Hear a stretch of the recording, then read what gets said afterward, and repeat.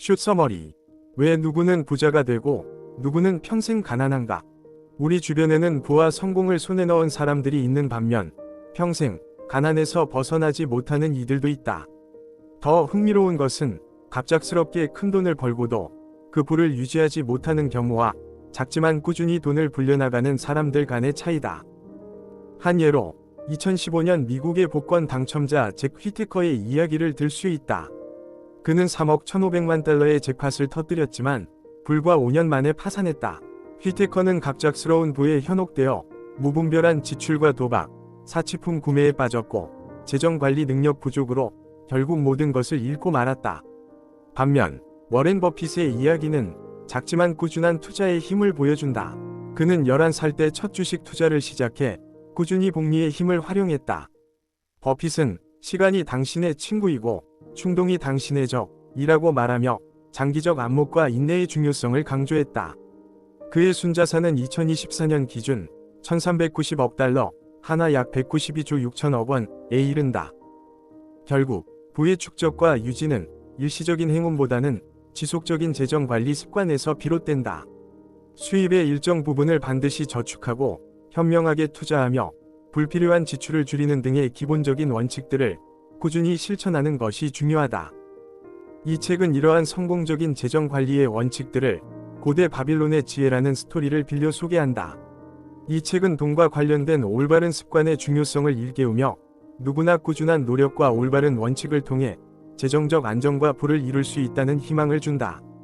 특히 우화 형식으로 되어 있어 한 번 읽으면 그 사상과 원칙을 잊지 않고 실생활에서 떠올릴 수 있으며 평생 동안 지속될 재정관리 원칙을 배울 수 있다. 바빌론 현자들의 지혜는 시대를 초월해 현대 사회에서도 여전히 유효하다. 이 책에서 소개하는 5가지 부의 법칙과 7가지 부자의 비결은 오늘날의 경제 환경에서도 큰 가치를 지닌다. 1929년 대공황의 어둠 속에서 많은 사람들에게 희망의 등대 역할을 했던 이 책은 부와 인생에 대한 깊이 있는 통찰을 제공하면서도 독자들에게 새로운 관점과 현실적인 방법까지 제시하기에 시대를 초월하여 지금도 많은 이들에게 영감을 주고 있다. 바빌론 부자들의 돈 버는 지혜. 저자 조지 S. 클레이슨. 일부 부자가 되는 영원한 진리. 바빌론에서 찾다. 바빌론 최고의 부자. 아주 먼 옛날 아카드라는 막대한 부를 가진 사람이 있었다. 그는 가난한 사람들을 아낌없이 도왔다. 인색하지 않았음에도 그의 재산은 해마다 불어났다. 그의 어린 시절 친구들이 그를 찾아와 물었다. 아카드, 너는 우리보다 운이 좋구나. 우리는 아등바등 살아가는데 너는 큰 부자가 되었잖아. 옛날에는 너도 우리와 다를 바 없었잖아. 공부도 놀이도 우리보다 특출나지 않았어. 그런데 세월이 흘러 지금 너는 우리와는 전혀 다른 삶을 살고 있어. 우리가 보기에 네가 우리보다 더 열심히 일한 것도 아닌데 운명의 여신은 왜 너에게만 좋은 것들을 허락하고 우리에게는 인색한 걸까? 아카드는 곧장 반박했다. 너희가 지금 근근히 살아가고 있다면 재산을 모으는 법칙을 배우지 못했거나 그 법칙을 따르지 않았기 때문이야. 운명의 여신은 심술궂어서 누구에게도 계속 좋은 것만 주지는 않아. 그리고 수고하지 않고 부를 얻은 거의 모든 이들을 파멸시키지. 친구들은 아카드의 말이 옳다고 인정하고 그에게 어떻게 해서 부자가 되었는지 설명해 달라 청했다. 그러자 아카드는 자신의 지난 일을 회상하며 이야기했다. 젊었을 때 나는 내 주변을 둘러보며 행복과 만족을 주는 모든 좋은 것을 관찰했어. 그리고 재물이 그 모든 것을 가능케 한다는 사실을 깨달았지. 재물로 최고급 가구를 살 수 있고, 재물로 이국적인 진미를 맛볼 수 있고, 재물로 멋진 장신구를 살 수 있지. 재물로 신들을 위한 웅장한 신전을 지을 수도 있어. 그리고 재물로 감각을 즐겁게 하고 영혼을 충족시킬 다른 많은 일을 할 수 있어. 이 모든 걸 깨달은 그때 나는 내 인생에서 좋은 것들을 마음껏 누리겠다고 결심했어. 결코 가난한 삶에 순응하지 않겠다고 말이야. 너희도 알다시피 나는 가난한 장사꾼의 아들인데다 식구까지 많아서 재산을 물려받는다는 건 꿈도 꾸지 못했잖아. 그리고 너희가 말했듯이 힘이나 지혜가 남달리 뛰어난 것도 아니었지. 그래서 내가 원하는 걸 얻으려면 시간과 공부가 필요하다고 생각했어. 그리고 나는 재산을 모으는 방법을 터득한 뒤 그것을 성실히 실천하기로 결심했지. 나는 시청에서 필경사 일을 시작했어. 매일 오랜 시간 점토판에 글을 새기는 고된 일이었지. 매달 부지런히 일했지만 수입은 형편없었어. 식비, 위복비 등 여러 지출로 수입이 모두 사라졌어. 그러나 나는 결심을 굽히지 않았지. 어느 날 부유한 대금업자 알가미 씨가 시청을 방문해 9번째 법을 베껴달라고 부탁했어. 그는 이틀 안에 가져가야 해. 제 시간에 마치면 은화두잎을 주겠네. 라고 말했지. 그래서 나는 열심히 일했지만 법이 너무 길어서 제 시간에 완성하지 못했어. 그는 화를 냈지. 그래서 나는 그에게 알가미 씨님, 당신은 굉장히 부자잖아요. 나에게 부자가 될 수 있는 방법을 알려주시면 밤새 점토판에 글을 새겨서 해가 뜨기 전까지 완성하겠습니다. 라고 제안했지. 그는 나를 보고 웃더니 배짱이 두둑하군. 우리는 그걸 거래라고 부르지 라고 화답했어. 나는 밤새 점토판에 글을 새겼고 그가 동틀녘에 왔을 때는 점토판이 완성되어 있었지. 자네가 약속을 지켰으니 자네가 원하는 바를 말해주겠네. 그는 나를 바라보며 차분하고 힘있는 목소리로 말했어. 나는 내가 번 돈의 일부를 저축하기로 결심했을 때 부자가 되는 길을 발견했네. 자네도 그렇게 하면 될 걸세. 그럼 번 돈을 모두 저축해도 되나요? 말도 안 되는 소리. 옷, 신발, 식량을 사는데도 돈이 필요하잖아. 실제로 지난달 수입에서 남은 게 있나? 작년에는 여기저기 쓰고 자네에게 남은 건 없어. 결국 자넨 다른 사람을 위해 일하는 거야. 먹여주고 입혀주는 주인을 위해 일하는 노예나 다름없어. 만약 자네가 번 돈의 10분의 1을 저축한다면 10년 후에는 얼마나 모을 수 있겠나? 아마도 1년치 수입 정도는 모을 수 있을 것 같습니다. 반만 맞았어. 모은 돈은 자네를 위해 일하는 노예와 같아. 저축한 돈도 자네를 위해 돈을 벌어줄 수 있는 새싹이지. 부자가 되려면 저축액이 계속 불어나야 해. 푼돈이라도 불려나가면 자네가 갈망하는 부를 이룰 수 있을 걸세. 그는 잠시 말을 멈추더니 다시 힘주어 말했다. 번 돈의 일부를 꼭 저축하게. 적어도 수입의 10분의 1 이상을 저축해야 해. 저축액부터 미리 떼어놓고 남은 돈으로 살아가게. 먹을 양식, 자선과 헌금은 충분히 남기되 옷이나 신발은 좀 아껴보라고. 재산은 나무와 같아서 작은 씨앗에서 자라나. 처음 저축한 동전이 재산이라는 나무의 씨앗인 셈이지. 씨앗을 빨리 심을수록 나무도 빨리 자라. 꾸준히 저축하면서 양분과 물을 준다면 머지않아 크게 자란 나무 그늘에서 행복을 누릴 수 있을 걸세. 말을 마친 그는 점토판을 들고 떠났어. 나는 한참 동안 그의 조언을 곱씹어 보았지. 일리가 있는 말이었어. 그래서 그대로 실천해보기로 했어. 번 돈의 10분의 1을 떼어 숨겨두었지. 그런데 이상하게도 이전보다 돈이 부족하지 않았어. 그 돈 없이도 그럭저럭 지낼 수 있었어. 돈이 쌓이기 시작하면서 상인들이 보여주는 멋진 물건들을 사고 싶은 유혹을 느낄 때도 있었지만 나는 잘 참아냈어. 12개월 후 알가미 씨가 돌아와 물었어. 젊은이, 지난 1년간 번 돈의 10분의 1 이상을 저축했나? 나는 자랑스럽게 대답했다. 네 선생님, 그렇게 했습니다. 그는 환한 미소를 지으며 내게 물었지. 잘했네. 그 돈으로 무엇을 했나? 네, 벽돌공 아즈무르에게 맡겼습니다. 그는 멀리 페니키아 항구 도시 티레에서 귀한 보석을 사오겠다고 했죠. 돌아와 그 보석을 팔아 이익을 나누기로 했습니다. 이 말을 들은 그는 탄식했어. 어리석구나. 벽돌공이 무슨 보석을 알겠나. 자네 돈은 이미 날아갔어. 애써 키운 제산나무를 통째로 날려버렸군. 하지만 다시 심으면 되네. 그리고 앞으로 보석에 대해 조언이 필요하면 보석상을 찾아가게.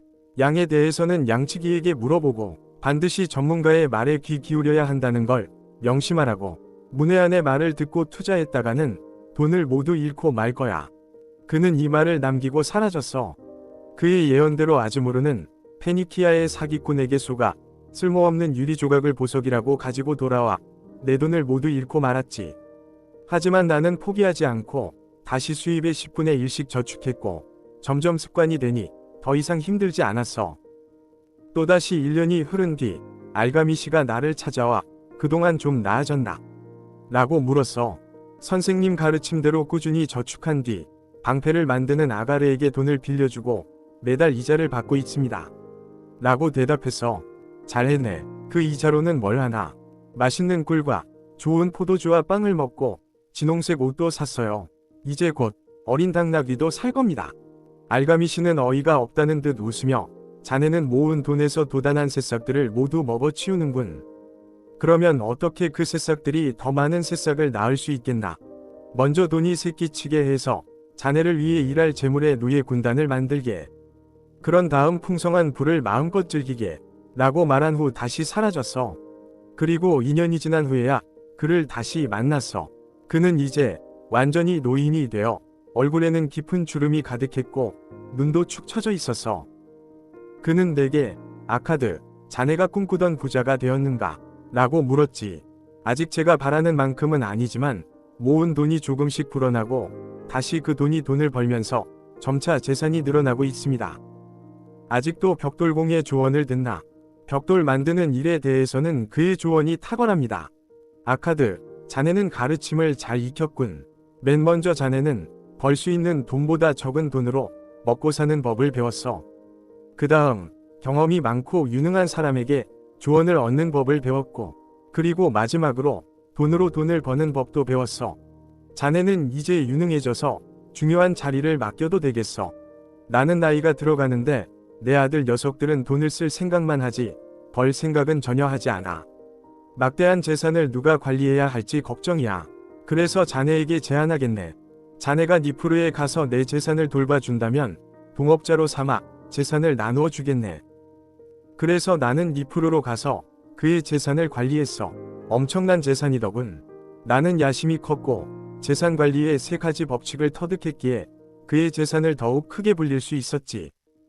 그렇게 해서 나도 부자가 되었고, 알가미 씨가 세상을 떠났을 때는 그의 유언에 따라 그의 재산 중 일부를 물려받았어.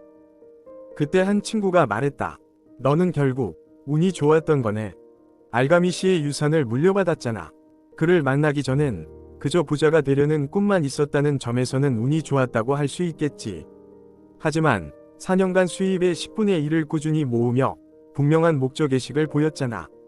오랫동안 물고기 습성을 연구해 그물 던지는 요령을 익힌 어부가 단지 운만 좋았다고 할 수 있나. 기회의 여신은 오만해서 준비가 안 된 자에겐 시간을 낭비하지 않아. 그러자 또 한 친구가 물었다. 그렇다면 우리 같은 사람들이 부자가 되려면 어떻게 해야 하지? 이젠 젊지 않은 데다 모아놓은 돈도 별로 없는데. 알가미 씨가 내게 알려준 지혜를 받아들여서 번 돈의 일부는 반드시 모으겠다고 다짐하게. 그 가르침을 가슴에 새기고 수입 중 최소 10분의 1 이상을 떼어 저축해. 저축액이 부족하다 싶으면 소비를 줄여서라도 채워. 곧 내 보물을 가졌다는 풍요로운 기분을 느끼게 되고, 보물이 불어나는 걸 보면 가슴이 뛸 거야. 그러면 삶의 새로운 기쁨으로 흥분되고 돈을 더 벌기 위해 열심히 노력하겠지. 수입이 늘어나면 저축액도 늘어나겠지. 그 다음 네가 모은 돈이 너를 위해 일하게 하는 법을 배워. 그걸 너의 노예로 만들어. 그걸 미천 삼아서 돈이 돈을 낳고 또 그 돈이 돈을 낳게 해. 너의 미래를 위해 돈줄을 만들어 놓아. 노인들을 보면서 너 역시 노인이 되는 날이 온다는 사실을 잊지 마. 그러니 너의 재물을 정말 조심스럽게 투자해야 해. 손실 위험 없이 엄청난 이익을 가져다 주겠다는 달콤한 유혹에 절대로 넘어가지 마. 뼈아프게 후회할 일만 남길 테니까. 대신 현명한 이들과 상의하고 돈을 다루는 전문가의 조언을 들어. 내가 벽돌공 아즈무르에게 돈을 맡기고 보석을 사달라고 한 것 같은 실수를 하지 마. 수익이 적더라도 안전한 곳에 투자하는 게 위험한 곳에 마음 졸이며 투자하는 것보다 100배 낫네. 그리고 살아있는 동안 인생을 즐겨. 지나치게 돈을 모으느라 무리하거나 일만 하지는 마. 수입의 10분의 1 정도는 쉽게 저축할 수 있는 액수라면 거기에 만족하고 형편에 맞게 살아. 돈 쓰는 걸 무조건 두려워하는 인색한 사람은 되지 마. 아름다운 삶을 충분히 누리고 즐겨야 하지 않겠어. 친구들은 아카드에게 고맙다고 말한 후 그의 집에서 나왔다. 어떤 친구들은 아카드의 말을 제대로 이해하지 못했기 때문에 아무 말도 하지 않았다. 그러나 몇몇 친구들은 새로운 깨달음을 얻었다.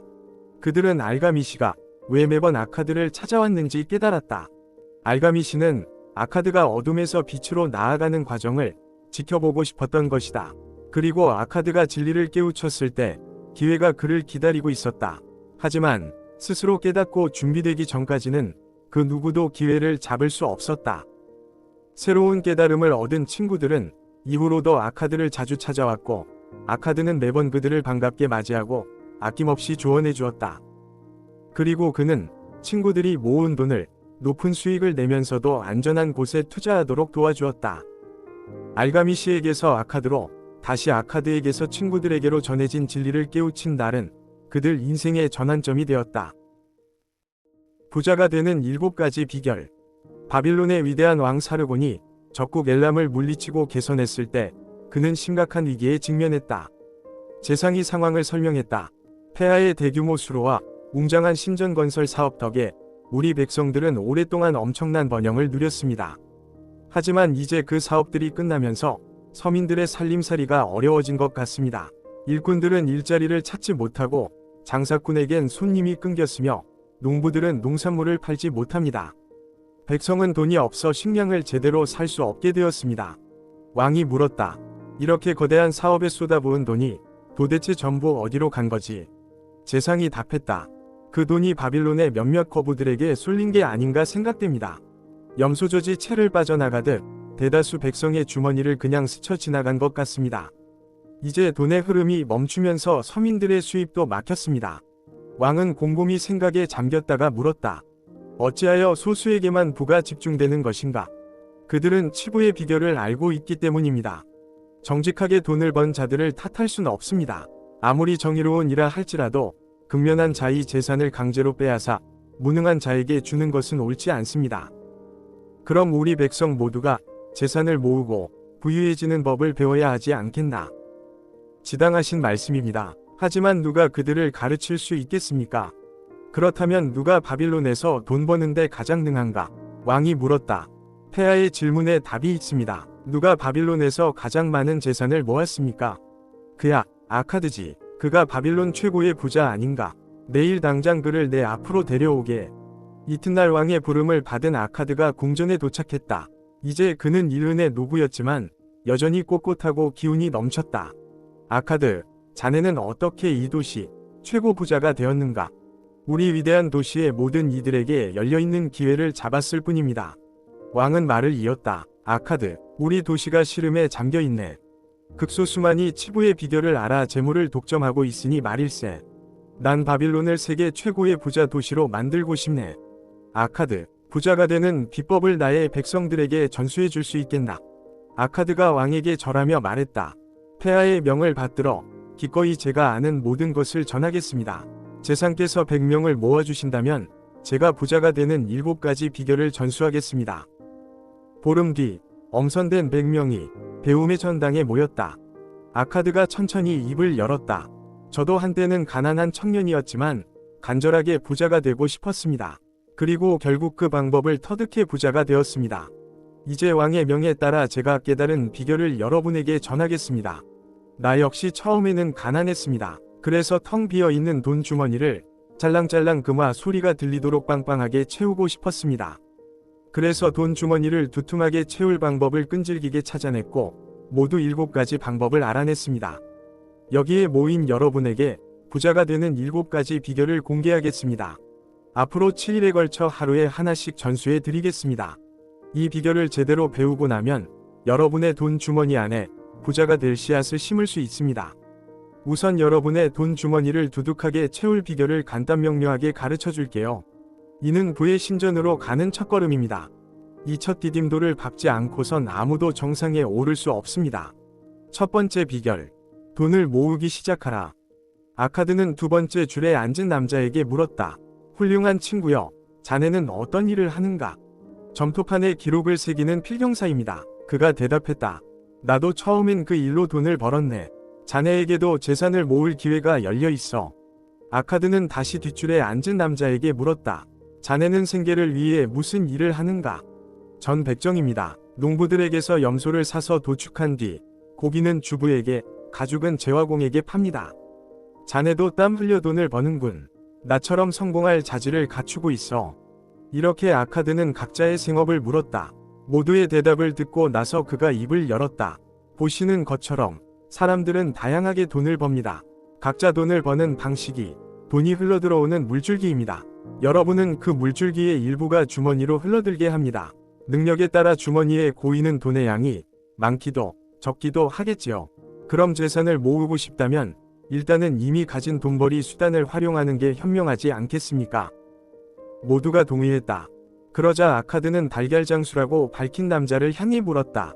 자네가 매일 아침 바구니에 달걀 10개를 담고 매일 저녁 9개를 꺼낸다면 어떻게 될까? 시간이 지나면 바구니에 다 담지 못할 만큼 달걀이 쌓일 겁니다. 왜 그렇게 되지? 넣는 양보다 꺼내는 게 하나씩 적으니까요. 맞습니다. 이제 얄팍한 주머니를 두둑하게 만드는 첫 번째 비결을 공개하지요. 달걀 장수에게 일러준 그대로 하시면 됩니다. 주머니에 동전 10잎을 넣을 때마다 9잎 이상 꺼내 쓰지 마세요. 여러분 주머니가 곧 불룩해질 겁니다. 그 묵직한 주머니를 쥐면 기분이 좋아질 거예요. 마음까지 흡족해질 테니까요.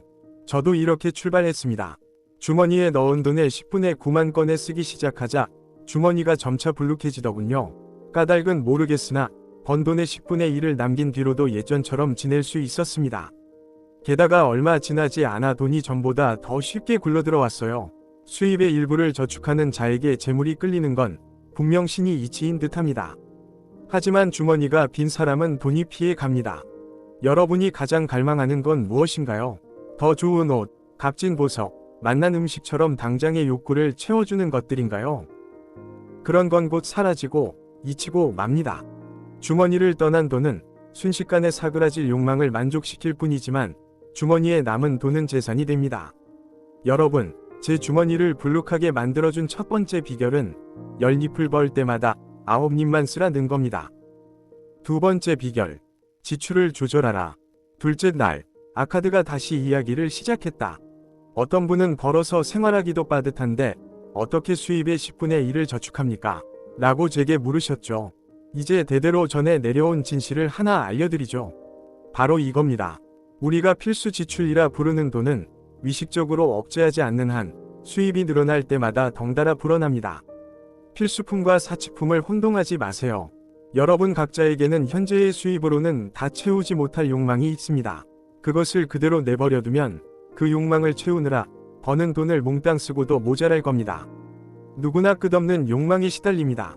인간의 욕망은 너무 복잡해서 도저히 다 채울 수가 없습니다. 여러분의 일상을 꼼꼼히 살펴보세요. 비교적 쉽게 줄이거나 없앨 수 있는 지출이 보일 겁니다. 사고 싶은 물건을 하나하나 점토판에 기록하고 나서 그중 꼭 필요한 물건들, 그리고 수입의 10분의 9 한도 안에서 살 수 있는 물건을 고르세요. 나머지는 채우지 않아도 후회하지 않을 수많은 욕망 중 일부라고 여기면서 지우세요.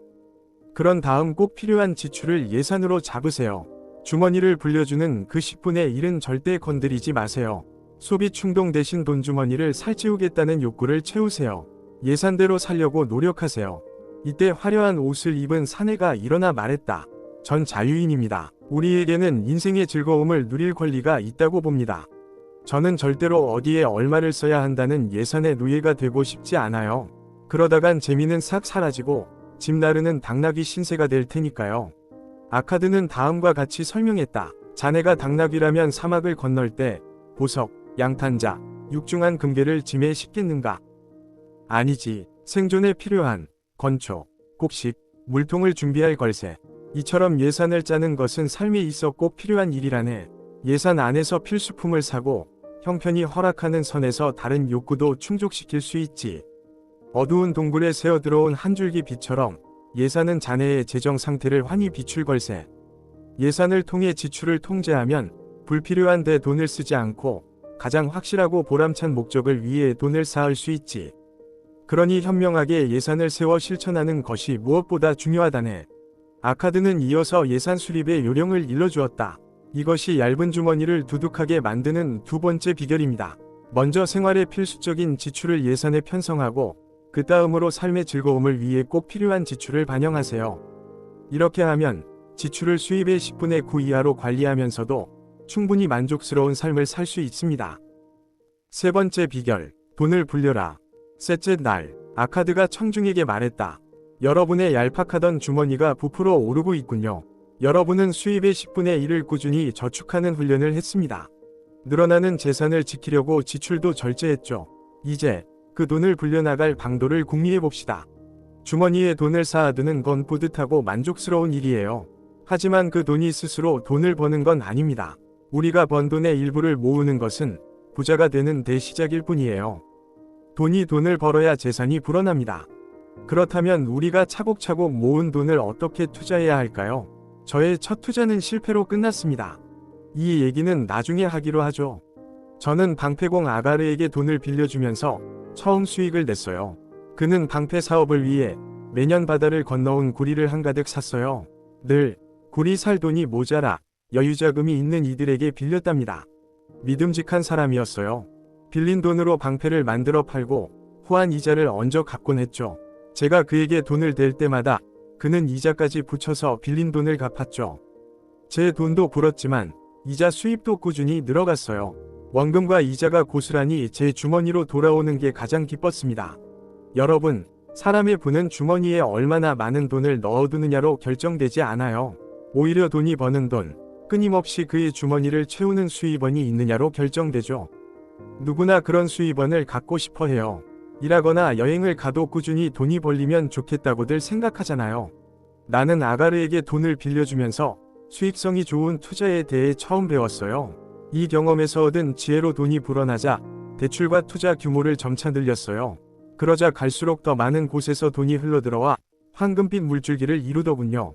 보잘것없는 수입으로 출발했지만 이제 날 위해 일하는 수많은 황금 노예들이 저마다 돈을 벌어오고 그 돈이 다시 돈을 법니다.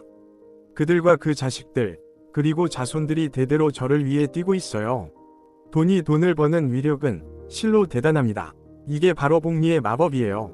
이것이 홀쭉한 주머니를 두둑하게 만드는 세 번째 비결입니다. 들판의 양떼가 새끼를 낳듯 돈이 돈을 낳게 하세요. 여러분 주머니로 꾸준히 흘러드는 자금줄을 만들어 수입을 늘리세요. 네 번째 비결, 원금을 잃지 않고 지켜라. 아카드가 넷째 날 강연을 시작했다. 돈을 가진 사람이라면 누구나 큰 돈을 벌 수 있을 것 같은 투자 기회에 솔깃해집니다. 투자의 첫 번째 철칙은 원금을 잃지 않는 겁니다. 원금을 날릴 수도 있는데 수익률이 높다고 거기에 돈을 댈 수 있을까요? 아닙니다. 위험을 무릅쓰다 원금마저 잃을 수 있어요. 투자에 앞서 샅샅이 조사하세요. 안전하게 회수할 수 있다고 확신할 때만 투자하세요. 누군가에게 돈을 빌려주기 전엔 먼저 그의 상환 능력과 평판, 신용도를 확인하세요. 그러지 않으면 여러분이 고생해서 번 재산을 그에게 갖다 바치는 꼴이 됩니다. 어떤 분야에 투자하든 뒤따를 위험부터 먼저 가늠해야 합니다. 나의 첫 투자는 비극이었습니다. 1년 동안 열심히 모은 돈을 벽돌공 아즈무르에게 맡겼어요. 그는 배를 타고 먼 곳에 가서 페니키아의 진귀한 보석을 사오겠다고 했죠. 돌아와 보석을 팔아 수익을 나누기로 했는데 알고 보니 페니키아 사기꾼이 유리 조각을 보석이라며 팔았더군요. 결국 맡긴 돈을 다 잃고 말았어요. 벽돌장이에게 보석을 사오라 맡긴 게 얼마나 어리석었는지 알겠지요. 절대로 자신의 판단만 믿고 위험한 투자에 뛰어들지 마세요. 수익을 낸 경험이 많은 투자 전문가와 의논하는 게 훨씬 낫습니다. 전문가의 조언은 여러분이 투자하려던 금액만큼의 값어치가 있다고 할 수 있어요. 전문가의 조언을 듣지 않았다면 그 돈을 통째로 날릴 수도 있었으니까요. 이것이 얇은 주머니를 두둑하게 만드는 네 번째 비결입니다. 주머니를 채운 다음엔 지키는 게 무엇보다 중요하거든요. 원금이 안전하고 원할 때 회수할 수 있으며 적정 수익을 올릴 만한 곳에만 투자해 손실을 피하고 재산을 지키세요. 현명한 이들과 의논하고 전문가의 조언을 구하세요. 그들의 지혜를 빌려 위험한 투자를 피해 돈을 지키기 바랍니다. 다섯 번째 비결, 집을 장만하라. 아카드가 다섯째 날 강의를 시작했다. 사실 바빌론에 너무 많은 사람들이 누추한 집에서 가족을 부양합니다. 비싼 집세에 시달리면서도 아내가 꽃을 가꿀 공간조차 없고 아이들이 뛰놀 곳이라곤 더러운 골목밖에 없어요. 아이들의 놀이터, 아내의 심신을 밝혀줄 꽃밭이 있는 집이 없다면 그 어떤 가정도 삶을 충분히 누릴 수 없습니다. 자기 집을 갖고 잘 가꾸면 자신감이 솟아 다른 일에도 매진하게 됩니다. 그러니 누구라도 내 집 마련을 위해 분발하라 권하고 싶습니다. 이는 단순히 재산을 늘리는 것이 아니라 삶의 근간을 다지는 일입니다. 부지런히 노력하면 가족이 편히 쉴 보금자리를 얻는 건 불가능한 꿈이 아닙니다. 우리의 위대한 왕께서 영토를 크게 넓혀 이젠 집 지을 땅이 많아졌어요. 그 땅을 괜찮은 가격에 살 수 있지 않을까요? 게다가 대금업자들은 가족을 위해 터전을 마련하려는 이들에게 기꺼이 돈을 빌려줍니다. 여러분이 집 마련에 필요한 자금 중 상당 부분을 마련했음을 보여주면 건축비도 어렵지 않게 빌릴 수 있습니다. 집을 짓고 난 후에 갚아 나갈 금액은 임대료와 크게 다르지 않아요. 매달 꾸준히 대출금을 갚아 나가면 몇 년 지나 모두 갚을 수 있어요. 그렇게 값진 자산을 온전히 소유하게 되면 기쁨이 넘쳐납니다. 자기 집을 갖는 건 여러모로 큰 혜택이 됩니다. 월세를 절약하니 생활비가 크게 줄어들고 벌어들인 돈으로 더 많은 것을 누릴 수 있게 됩니다. 단순한 재정적 이득을 넘어 가족의 안정과 행복, 그리고 더 나은 미래를 위한 투자입니다. 여러분의 집을 마련하세요. 이것이 주머니를 두둑하게 만드는 5번째 비결입니다. 6번째 비결, 노년이나 가장이 사망할 때를 대비하라. 아카드는 6째 날에도 가르침을 이어갔다. 모든 이는 젊음에서 노년으로 나아갑니다. 이것이 인생의 자연스러운 흐름이에요.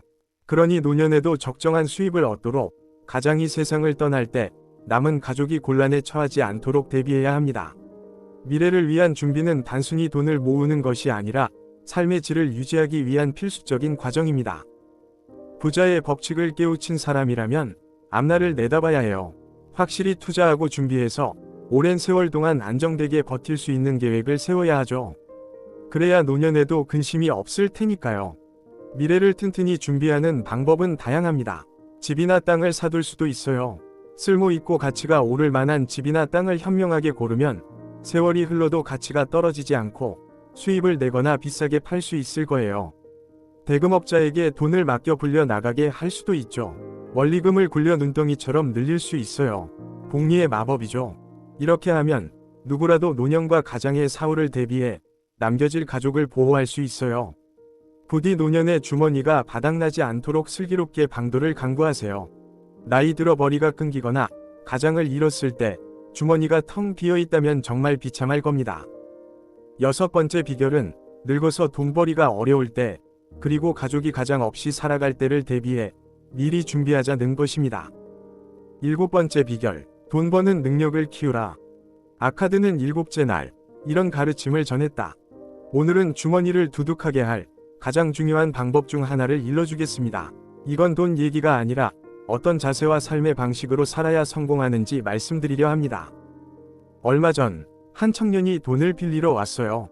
왜 필요한지 물었더니 버는 돈으로는 지출을 감당할 수 없다며 하소연하더군요. 전 그런 사람이 대금업자에겐 반갑지 않은 손님이라고 일러줬습니다.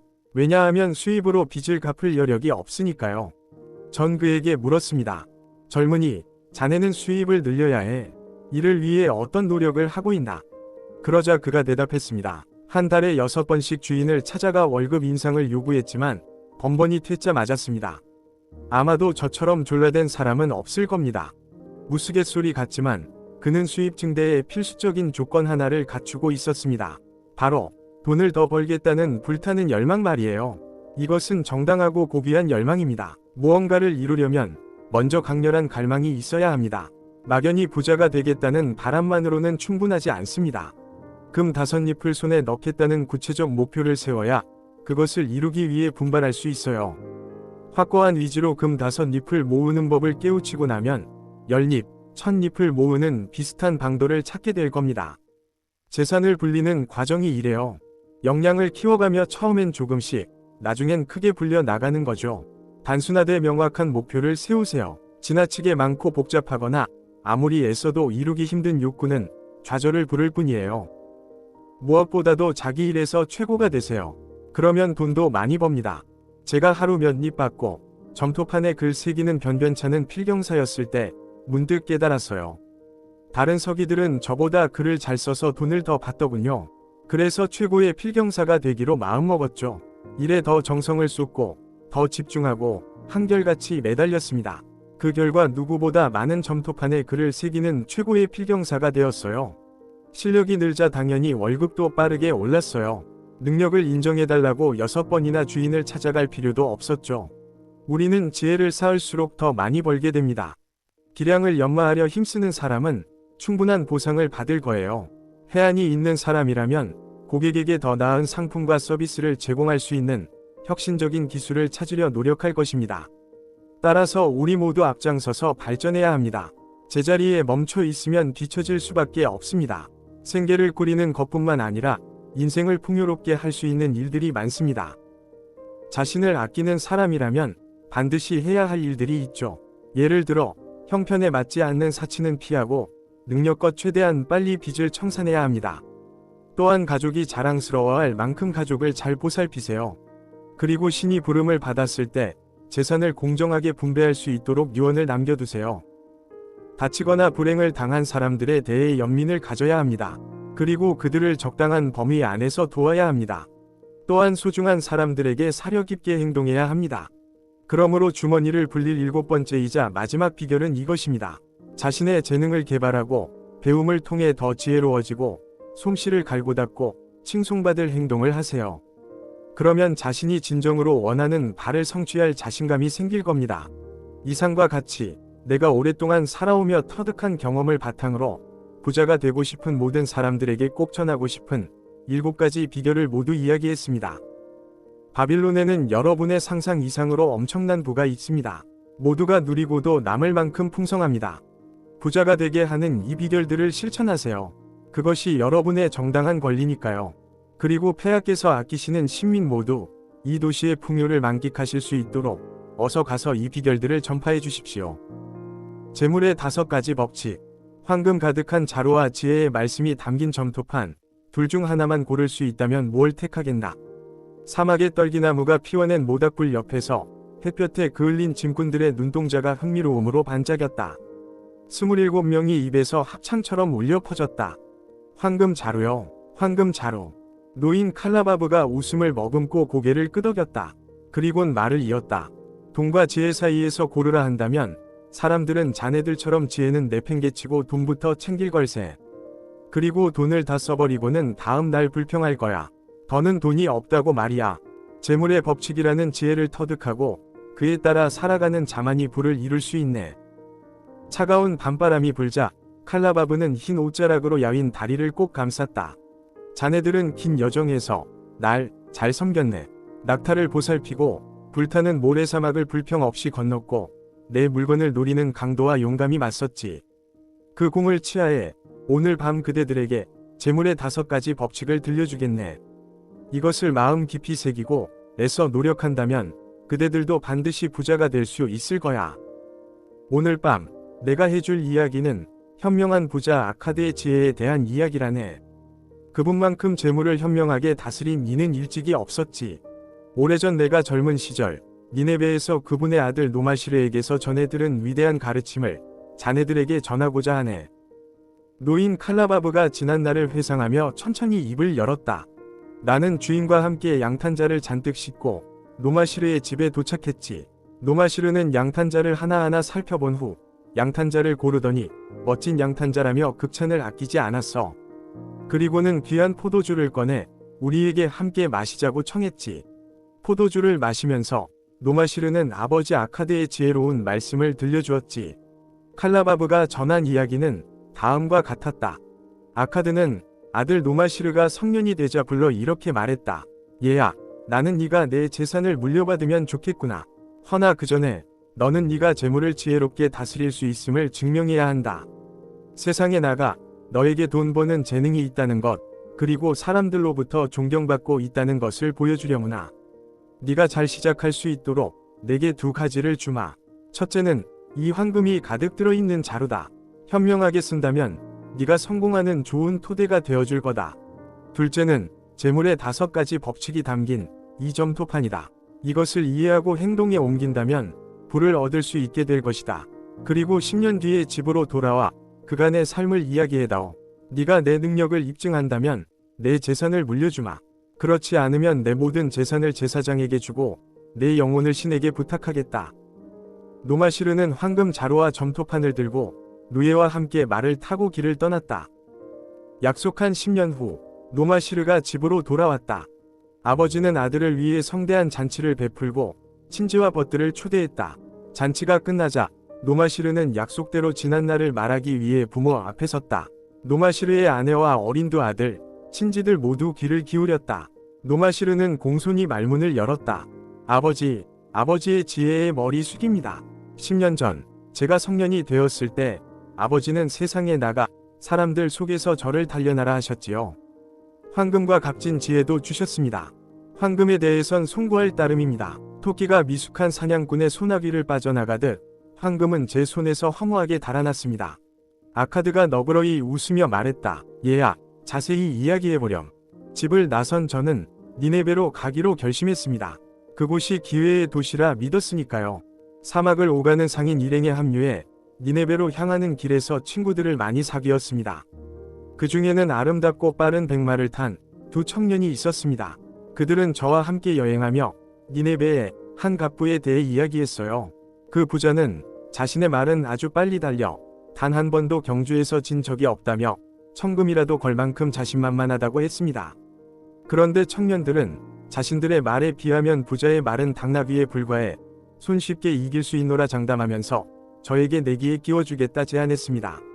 전 그 말에 현혹되어 내기를 걸고 말았죠. 하지만 우리가 건 말은 적고 전 황금을 잃고 말았어요. 아카드는 웃음을 터뜨렸다. 나중에야 그들의 농간이었음을 알게 되었죠. 두 청년은 상인 일행과 어울리며 먹잇감을 찾고 있었고 니네베의 갑부 또한 한패였던 거예요. 이 교활한 속임수를 경험한 후 나는 스스로를 지키는 법을 배웠고 그게 첫 번째 교훈이었습니다. 그리고 금세 두 번째 교훈도 얻게 됐는데 똑같이 쓰라린 경험이었습니다. 또 다른 청년과 친한 친구가 됐어요. 그는 바빌론의 부잣집 아들이었어요. 그는 얼마 전 세상을 떠난 상인의 가게에 쌓여 있는 물건을 단골과 함께 헐값에 넘겨받을 수 있다며 우리 둘이 동업해 가게를 인수해 운영하자고 제안했어요. 그러려면 그가 먼저 바빌론에 가서 투자금을 마련해 와야 했어요. 그는 먼저 제 돈으로 가게를 인수하면 나중에 자기 투자금으로 가게를 운영하겠다고 약속했어요. 하지만 그 청년은 투자금을 넣지 않고 계속 질질 끌었어요. 그 사이 전 그가 얼마나 어리석게 물건을 매입하고 돈을 펑펑 쓰는지 알게 되었죠. 저는 그를 내보내고 남은 물건을 헐값에 처분해 가게를 정리하고 말았습니다. 그 후 이어진 나날은 고통의 연속이었습니다. 일자리를 알아봤지만 기술도 장사 재주도 없는 제게 일자리가 있을 수 없었죠. 말과 노예를 팔았고 먹고 잘 곳을 얻기 위해 여벌 옷가지까지 팔아야 했습니다. 그럴수록 더욱 가난하고 비참해질 뿐이었죠. 하지만 그 모진 시간에도 절 믿어주신 아버지를 떠올렸습니다. 성숙한 사내가 되라고 집을 떠나보내신 아버지, 저는 그렇게 되리라 맹세했죠. 아카드의 아내는 아들의 말에 고개를 숙인 채 흐느꼈다. 그때 문득 아버지가 주신 점토판이 떠올랐어요. 점토판에 새겨진 재물의 5가지 법칙을 읽으며 지혜를 먼저 구했더라면 재산을 지킬 수 있었을 거라는 깨달음을 얻었습니다. 법칙 하나하나를 가슴에 새기고 행운의 여신이 다시 미소 짓는다면 이제 세월의 지혜를 따르리라 굳게 다짐했습니다. 노마시르는 잠시 이야기를 멈추고는 칼라바보와 주인에게 말했다. 오늘 여러분을 위해 10년 전 아버지가 제게 주신 점토판에 담긴 지혜의 말씀을 전하겠습니다. 재물의 5가지 법칙. 점토판에는 다음과 같이 적혀 있었다. 첫째, 누구든 수입의 10분의 1 이상을 떼어 모으는 사람에게 재물은 기꺼이 찾아와서 눈덩이처럼 불어난다. 그래서 그 사람과 가족의 미래를 대비하는 재산이 만들어진다. 둘째, 현명한 주인이 안전하면서도 수익을 많이 낼 수 있는 곳을 찾아 투자하면 재물은 열심히 일해 만족스러운 결과를 가져다 준다. 재물은 들판의 양떼처럼 늘어난다. 셋째, 재물 다스리는 법을 아는 현자에게 조언을 구해 신중히 투자하는 자만이 재물을 지킬 수 있다. 넷째, 재물 관리의 달인이 찬성하지 않거나 모르는 분야에 투자하는 자의 재물은 속절없이 사라진다. 다섯째, 하룻밤에 부자 되길 꿈꾸는 자, 사기꾼과 모사꾼의 가머니설에 넘어가는 자, 자신의 미숙함과 몽상에 기대어 투자하는 자의 재물은 달아난다. 이상이 아버지가 제게 가르쳐 주신 재물의 5가지 법칙입니다. 제 이야기를 들으시면 이 법칙이 재물 자체보다 훨씬 더 소중하다는 걸 알게 되실 겁니다. 노마시르는 다시 지난 날을 이야기하기 시작했다. 아버지, 제 어리석음으로 인해 가난과 절망에 빠졌었지만 영원한 불행은 없는 것 같습니다. 니네베 외곽 성벽을 쌓는 노예 감독 일을 맡으며 제 불운도 끝이 났어요. 재물의 첫 번째 법칙에 따라 첫 월급에서 동전 하나를 떼어 놓았어요. 버는 대로 틈틈이 모으니 은화 한 잎이 되더군요. 먹고 살아야 해서 재산은 더디게 불어났어요. 쓸데없이 호사스럽진 않았습니다. 10년 안에 아버지가 주신 만큼은 다시 모으겠노라 마음먹었으니까요. 어느 날 친분 있던 노예 주인이 저에게 물었습니다. 자네 살면서 돈을 아끼더군. 그렇게 하면 돈이 불어나나 보군.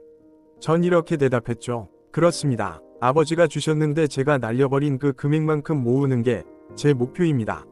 훌륭한 포부로군. 하지만 자네 돈이 자네를 위해 일하면서 몇 갑절로 불릴 수 있다는 걸 아나. 안타깝게도 아버지가 주신 재물을 날린 경험을 한 적이 있어 이제 투자할 엄두가 나질 않습니다. 그러자 그가 제안했어요. 자네가 날 믿는다면 돈을 굴려서 수익을 내는 법을 알려주지. 이제 1년 내로 외곽 성벽이 완공되면 적의 침입을 막기 위해 각 관문에 거대한 청동제 대문을 세울 거야. 니네베 전역에 문을 만들 청동이 모자라는데도 왕은 아랑곳하지 않고 청동 대문을 세우겠지. 내 계획은 이렇다네. 우리가 자금을 모아 먼 곳에 구리, 주석광산에 상인을 보내는 거야. 그 광물을 니네베로 실어와 청동 대문을 제작하는 거지. 왕이 성문 건설을 명하면 우리만이 그 자재를 공급할 수 있어 비싼 값에 팔 수 있지. 저는 그의 제안이 세 번째 법칙에 부합하는 전문가의 조언을 구해 돈을 굴릴 기회임을 깨달았습니다. 결국 투자는 성공했고 보잘것없던 제 재산은 단박에 불어났어요. 얼마 뒤 그 전문가들과 다른 거래에도 뛰어들었죠. 그들은 그야말로 재물 관리의 달인들이었어요. 사업에 착수하기 전 면밀하게 계획을 세우고 토론을 거듭했죠. 그들은 수익은커녕 원금조차 건지지 못할 투자는 결코 하지 않았어요. 제가 무지했을 때 덤벼들었던 경마나 동업 같은 어리석은 짓은 거들떠보지도 않았죠. 그들과 어울리며 안전하고도 수익성 있게 투자하는 법을 익혔어요. 해가 갈수록 재산은 눈덩이처럼 불어났죠. 잃었던 것보다 몇 배는 더 벌었습니다. 아버지, 제 불운과 역경, 그리고 성공을 통해 재물의 5 법칙을 거듭 시험했고 그때마다 그 법칙이 옳다는 게 증명되었습니다. 이 법칙을 모르는 자에겐 재물이 쉽게 다가오지 않고 찾아와도 곧 달아납니다. 반면 법칙을 따르는 이에겐 재물이 기꺼이 찾아와 충직한 종처럼 부지런히 일합니다. 노마시르가 잠시 말을 멈추고 뒤에 있던 노예에게 손짓하자 그 노예는 묵직한 가죽 자루 3개를 하나씩 앞으로 가져왔다. 노마시르는 그중 하나를 아카드 앞에 내려놓으며 말했다. 아버지는 저에게 바빌론 황금이 가득한 자루를 주셨죠. 이제 같은 무게의 니네베 황금으로 자루를 되돌려 드리겠습니다. 아버지는 또 지혜의 점토판도 주셨는데 그에 대한 대가로 황금 자루 2개를 드리려 합니다. 그는 노예에게서 나머지 자루 2개를 받아 역시 아버지 앞에 내려놓으며 말했다. 이것은 제가 아버지의 황금보다 아버지의 가르침을 얼마나 소중히 여기는지 보여드리기 위해서입니다. 허나 지혜의 값을 어찌 황금 자루로 매길 수 있겠습니까? 아무리 재물이 많아도 지혜가 없으면 순식간에 재물을 잃게 마련이지요. 하지만 빈털털이라도 지혜만 있다면 부를 이룰 수 있습니다. 이 황금 자루 3이 바로 그 증거입니다. 아버지 앞에 서서 아버지의 가르침 덕에 제가 부자가 되고 존경받는 이가 되었노라 아뢰게 되어 참으로 기쁩니다. 아카드는 애정이 가득 담긴 손길로 노마시르의 머리를 쓰다듬었다. 네가 정녕 많이 배웠구나. 내 재산을 맡길 만한 아들을 얻었으니 나야말로 행운아로다. 이야기를 마친 칼라바브는 일행을 날카로운 눈빛으로 훑어보며 말했다. 재물의 5가지 법칙을 깨우치고 성실히 따른 사람들은 큰 부를 얻었네. 나도 젊었을 때 이 5가지 법칙을 배우고 지켰기 때문에 부유한 상인이 되었다네. 이것으로 재물의 5가지 법칙에 대한 내 이야기를 끝내겠네. 이제 우리는 어느덧 황금 도시가 보이는 곳까지 왔네. 내일이면 우리는 바빌론에 들어가게 될 거야. 그리고 내일 자네들은 각자 품삯을 받을 거야. 오늘 밤으로부터 10년 뒤 자네들은 이 품삯에 대해 무엇라 말하게 될까? 자네들 중에 노마시르 같은 사람이 있다면 이 품삯의 일부로 재산 모으기를 시작하겠지. 그리고 슬기롭게도 그때부터 아카드의 가르침을 나침반 삼겠지. 그러면 10년 후에 아카드의 아들처럼 부자가 되고 존경받는 인물이 되리라 장담하네.